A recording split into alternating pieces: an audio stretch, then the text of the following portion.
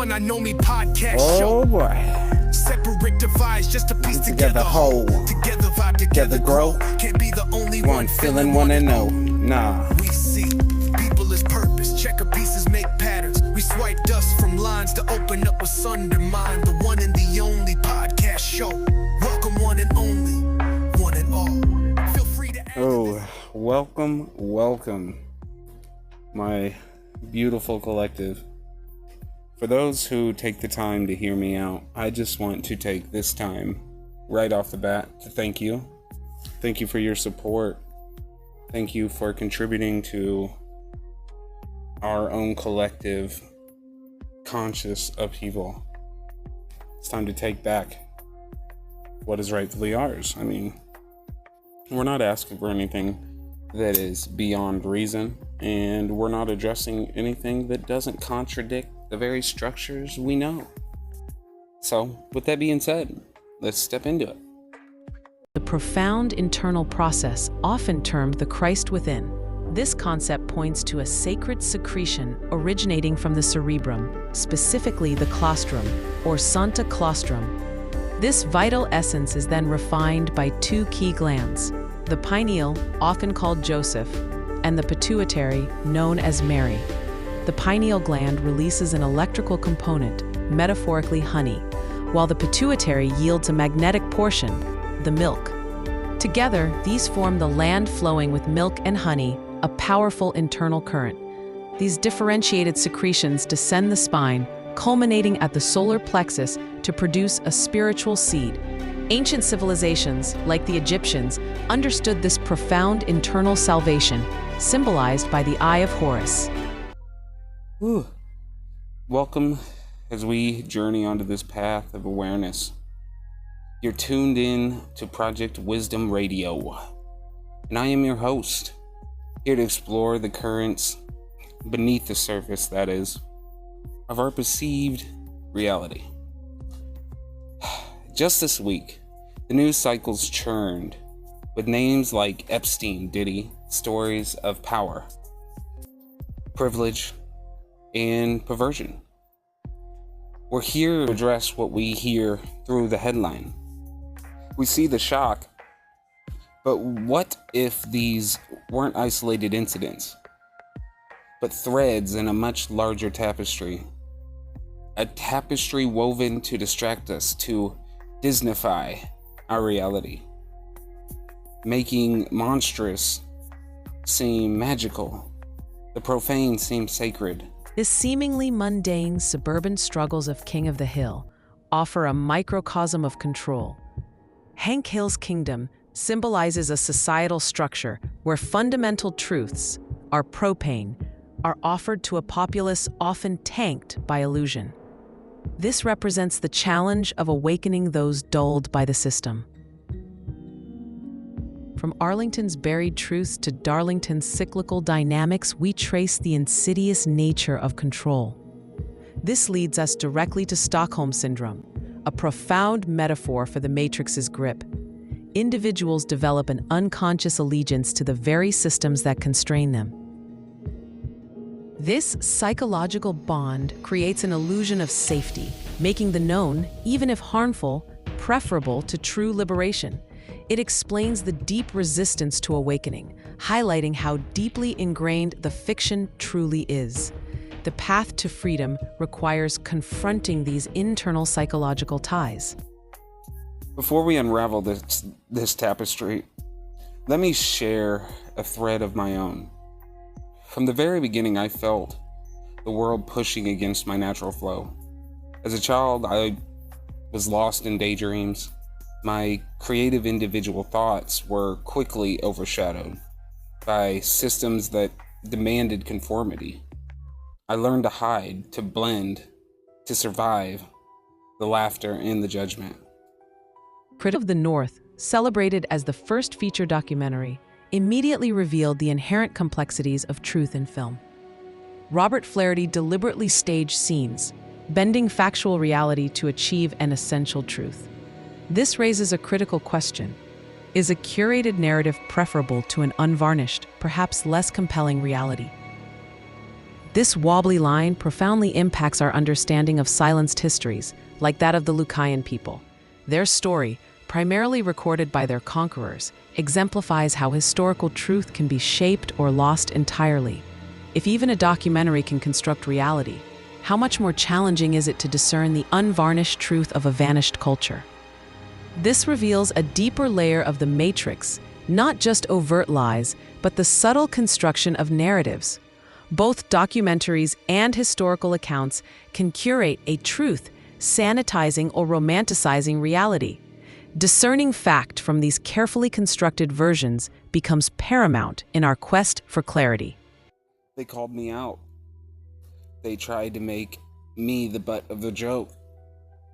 But from that pressure, something was forged. My silver tongue from the stone. A wit I never wanted to use for lethal, reasoning, but which became my shield and sword. Funny thing, I ended up close with most of those teachers that sought to make a mockery of me. They saw the genuine me, the old soul speaking. They saw past performance. That early experience, that feeling of being misunderstood, of being called slow when my mind has 10 tracks, it was the beginning of recognizing that the Matrix, quote, quote, a system that tries to define you, drug you, make you conform to see a single track. They put me on Ritalin, then Ambien to counteract the Ritalin when I couldn't sleep. A vicious cycle. Trying to medicate my essence. I nearly died from it. And that was only the crucible. Losing my grandpa at a very young age, when I didn't have a father figure around, hearing his moans and thinking my prayer for his release was a dark power that came to fruition, living through domestic turmoil, navigating difficult family dynamics, the unspoken pains, the feeling of being unfit as a father despite having killed myself literally for my family. These were deeply personal traumas. But what if these intensely personal experiences, these wounds, are actually keys? What if our individual red seas, quote, quote, of emotion, our fears, our doubts, our overwhelming feelings, are meant to be parted through stillness and faith? That's what I came to understand. The Pharaoh isn't out there. It's in here. The temple. The crossing is internal. This brings up what I'd like to address. Back to the grand illusion. What if some of today's biggest puzzles have roots stretching back decades? Let's dial it back to 1993, a year that for me feels like a silent alarm ringing. That year, Donald Trump married Marla Maples, and Jeffrey Epstein was there, not yet notorious, but clearly connected. Flight logs show Trump on Epstein's jet 4 times that year alone. It wasn't just parties. The Towers financial Ponzi scheme collapsed in '93, and Epstein was allegedly tied in. High-level players moved in the same circles. Around that same time, Disney ended its Big Red Boat cruise line partnership. The wholesome facade of Disney, juxtaposed with hidden agendas and the Kinsey Institute's controversial influence on sexuality. The very fabric of childhood and perception was interwoven with shadowy figures and financial schemes. It's like the Matrix was running its first big update. The signals were there, even back in '93. The Disneyfication of reality. It's not just about corporate facades masking environmental destruction or animal cruelty. Disney, like the Abandoned by Disney saga on Great Guana Cay, it's the systemic manipulation of our senses, our perceptions, making us deaf to defiance. Thoroughly and through cleverly coined terms like definite. Consider the spiritual preservation, the sacred, life-giving, sacred secretion, the oil of Christ within us, juxtaposed with the alleged use of baby oil laced with these substances in the high-profile cases going on right now. This isn't just a physical depravity. It's a symbolic assault on the very essence of purity, an attempt to turn our inner living waters into something tainted. It's the artifact of sound, the architect unveiling the discordant notes of the matrix. Hey, can you feel that shift? It's like a vibration buzzing around us. This isn't just some random feeling, it's the cosmic joke unfolding right before us. Think about it. Geode and DOG. It's not just a neat trick with letters, it's the ultimate paradox. What do you think that says about the divine plan that permits all this chaos and sin? This dog-eat-dog world we live in reveals some harsh truths, right? The strong really do prey on the weak. It's survival at its most brutal, a test of faith in a world that feels so chaotic.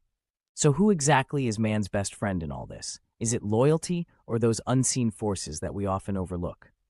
At the end of the day, it's about recognizing that paradox. Only then can we truly choose our friends and the truths we're willing to fight for. But why? Why this elaborate matrix? Could it be that the goal is to make it so amazing or complicated that you forget that you are the creator? That we forget that we are the universe realizing itself? This leads us to the grand theory that the earth is a spirit school, and our lives, even the painful parts, are designated to make us unlearn to relearn what we are. My own journey, marked by loss and transformation, it has led me to the crucial understanding: we're not the things we go through. We are what we decide to be. And this isn't just a personal philosophy, it's a universal principle. Just as a gay black male communicating with a white male who they assume is straight can find common ground in sharing their human experience of pleasure, that is. So, it sounds silly, but these are the type of people that, we're really working with minds that are kind of, I don't mean to insult anybody, but we work in prehistoric programming, So I'm just trying to attempt to help us to get to be more self-aware. I'm not giving you answers. I'm just giving you these different outlooks, possibilities, and awareness of real things. So, oh wait, okay. Sorry, I had to get back to where I was. A man born in a less open-minded era taught me this. Judge somebody not by their skin.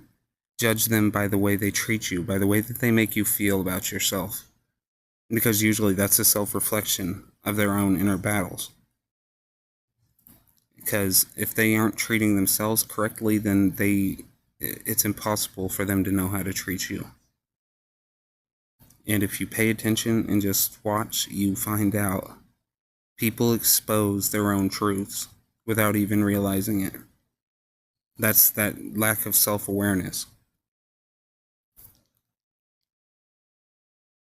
This is why I've returned from the mountaintop to share this news, to bring awareness, to act as the one and only, desperately to make others see that they are not alone in feeling the only one. We reflect the very conflict of the one and all.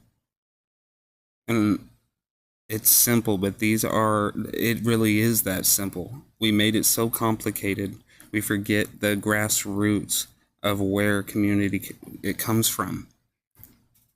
In the path to perfect coherence, fixing the old and building the new. So integration, assimilation, it's not to get rid of our past or our history.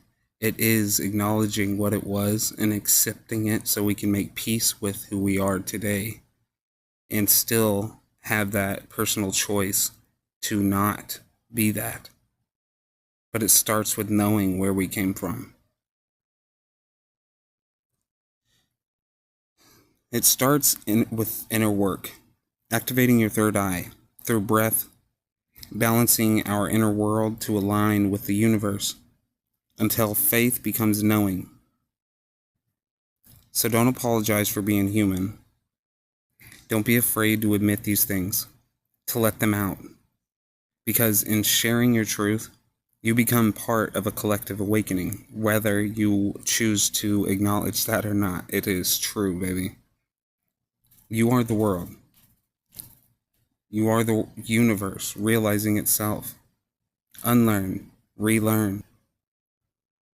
Because your truth is a crucial note in the geometric symphony of creation and reality. Be blessed, be kind, be you. And please, tune in. See you next time. One and only, for the one and all. Feel free to add to this or change it, just keep the lyrics blended. In angles once a suit, I found myself acute. A poet to the pivot, astute, quiet and transmute. A muse, so did transfuse, muse through once confused. Tick tock, the clock go boom, both time he changed. In kind exchange, that's paradigms. I paraphrase, apology, a paraday. Thunder rolled over a brain and stormy too. Brute, Russian brulee, oot, toot, tucha, hey, did a rose. From deep Barus, out the 1,000,000,000 molecules in his shoes. To do so first, kick off them boots. They ran a train, derailed right off caboose. A dime detail, the mind prevailed, and mind and self inside exhale. I speak a vertigo phrase, spiral verb, he throw away. The lightning, verticals, veins, enlightened, I short of both things. Free Willy to Wonka. Can the candy craft heart Pablo to Picasso?